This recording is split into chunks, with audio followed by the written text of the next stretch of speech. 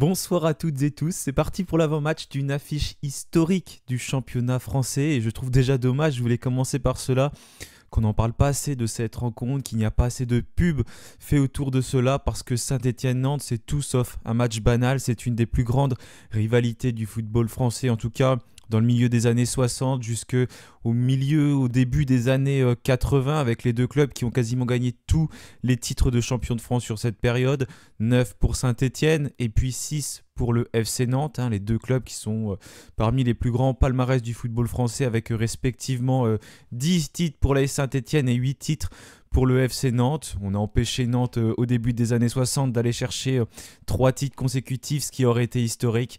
Bref, c'est une vraie rivalité qui s'est installée à ce moment-là et que je n'ai bien sûr pas connue. Vous êtes peut-être certains à l'avoir connue d'ailleurs, mais voilà, on devrait plus promouvoir ce match de Ligue 1. En tout cas, les enjeux, ils sont très importants puisque aujourd'hui, les deux équipes se tiennent dans un mouchoir de poche. L'équipe qui l'emportera sera forcément devant l'autre après cette rencontre. Orneland ou Comboiré, les deux entraîneurs des deux équipes se sont présentés en conférence de presse.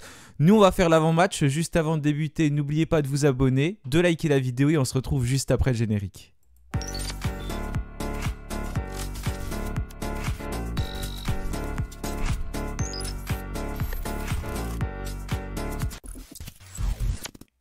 Et oui, ce sera une affiche très importante à Geoffroy Guichard ce dimanche à 15 h donc sur DAZN, d'autant plus que l'on a vu Montpellier qui s'est imposé, c'était la surprise contre l'AS Monaco, victoire sur le score de 2-1, les Montpelliérains qui étaient menés, j'ai pas regardé le match mais j'ai vu le résultat, qui étaient menés et qui sont revenus et qui sont passés devant l'AS Monaco, donc une vraie belle opération pour eux, qui était un peu décrochée, mais qui prennent 3 points très importants, une équipe Monaco contre lesquels beaucoup d'équipes ne prendront pas de points, donc c'est très important pour eux, ils savent qu'ils vont devoir remporter cette partie, c'est notre premier match de cette phase retour de championnat, on l'avait conclu la semaine passée contre le Paris Saint-Germain au Parc des Princes, où malgré la défaite, on a quand même vu de belles choses, c'est ce qu'a indiqué notamment Orneland en conférence de presse, lui qui a fait le point sur plusieurs choses, dont les absents pour cette rencontre, et malheureusement on va encore manquer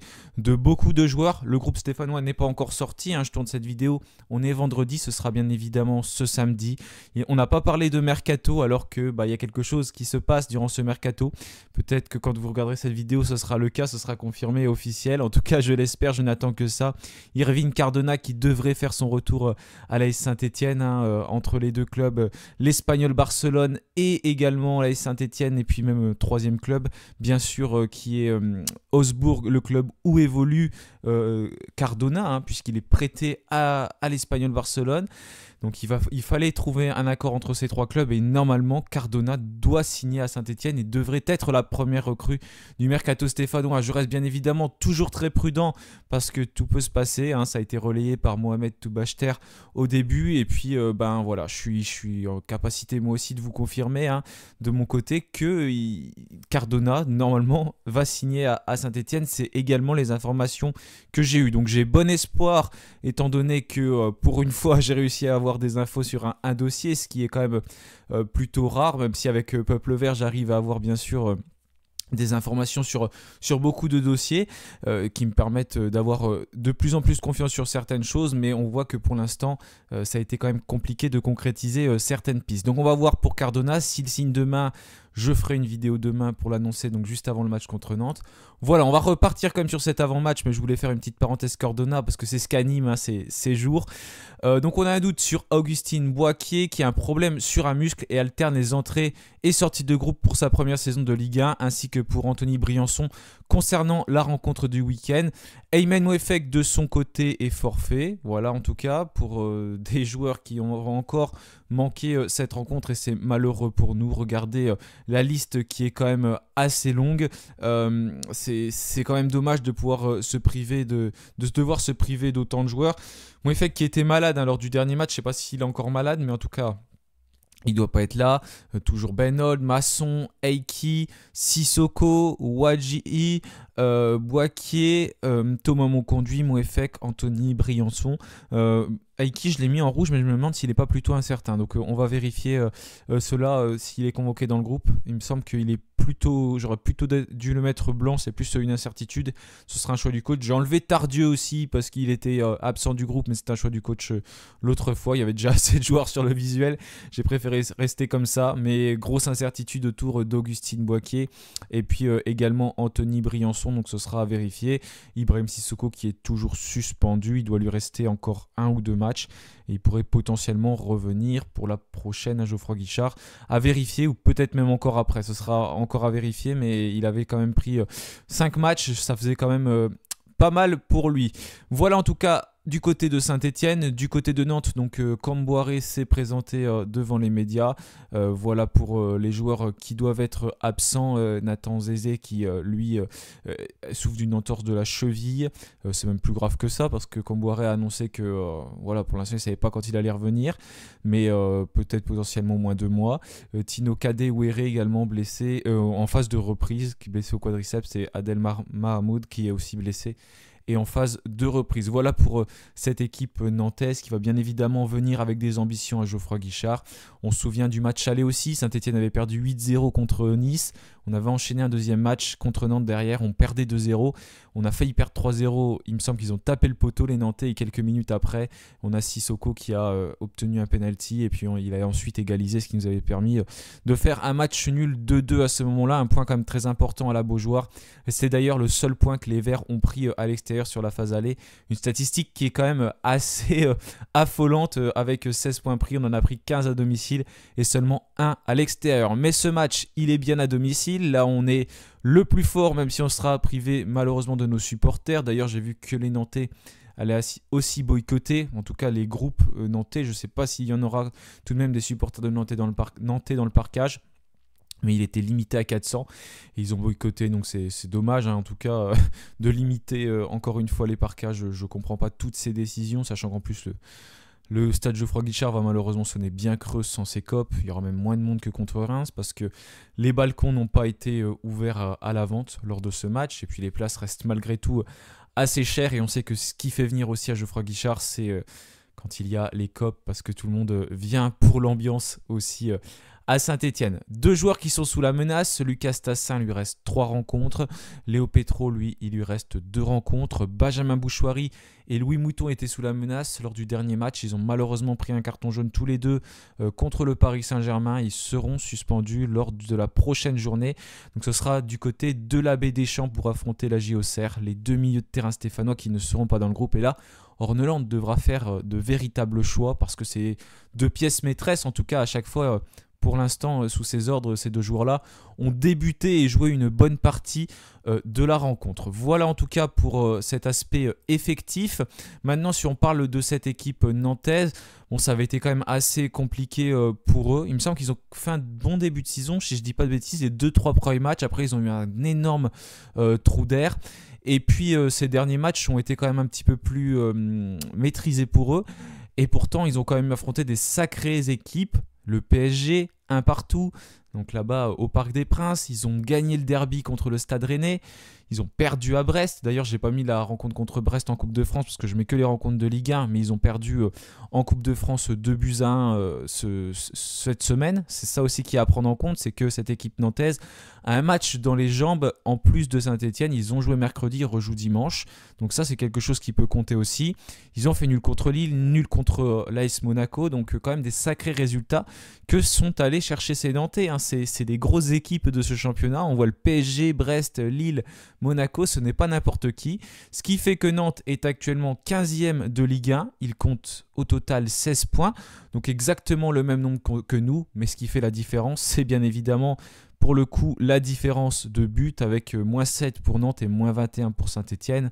8-0, 5-0, 4 buts contre Angers, 4 buts contre Brest. Ça n'aide pas bien évidemment avec ce début de saison qui a été délicat pour nous. Les Nantais qui ont moins de victoires, mais c'est une équipe qui va chercher beaucoup de matchs nuls. Et là on l'a vu, sur 5 matchs que je vous affiche là, il y a quand même 3 matchs nuls des Nantais.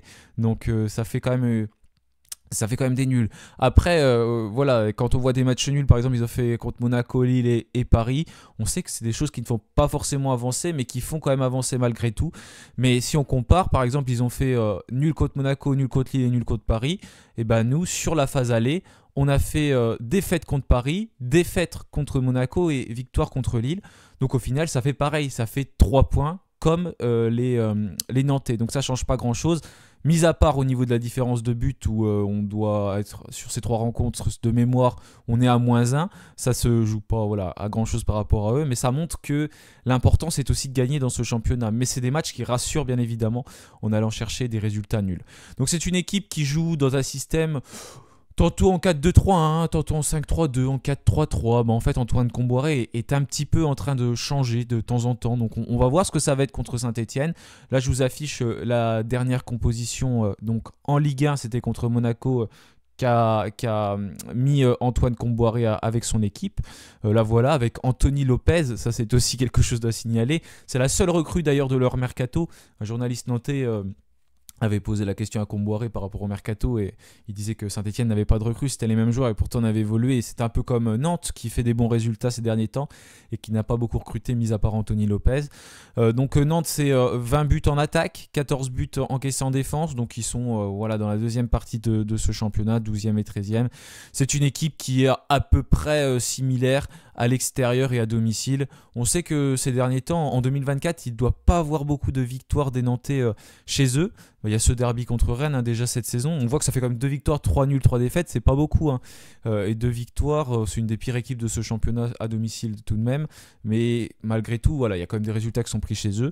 Et puis à l'extérieur, une victoire, 4 nuls, 4 défaites. Donc c'est pareil, ils n'ont connu la victoire qu'une seule fois quand ils se sont déplacés. Ce qui en fait la 12e équipe de ce championnat et qui arrive à être solide. Le meilleur buteur, c'est Mathis Ablin. Et puis c'est Moses Simon qui est le meilleur passeur décisif de cette équipe nantaise, un joueur qui évolue d'ailleurs maintenant depuis quand même pas mal de saisons dans cette équipe et qui arrive à se démarquer sur le côté gauche. Nantes qui avait une bonne attaque à un moment donné, notamment avec Moses Simon sur son côté et puis celui qui évolue désormais à Nantes et dont je zappé le nom et qui va me revenir tout à l'heure, mais en tout cas ça fait quand même qui évolue à Rennes. Je crois que j'ai dit Nantes, c'est Rennes. J'ai zappé le nom, j'ai voulu faire le malin en disant un nom. Je l'ai oublié, mais il va certainement revenir dans le débrief, dans l'avant-match.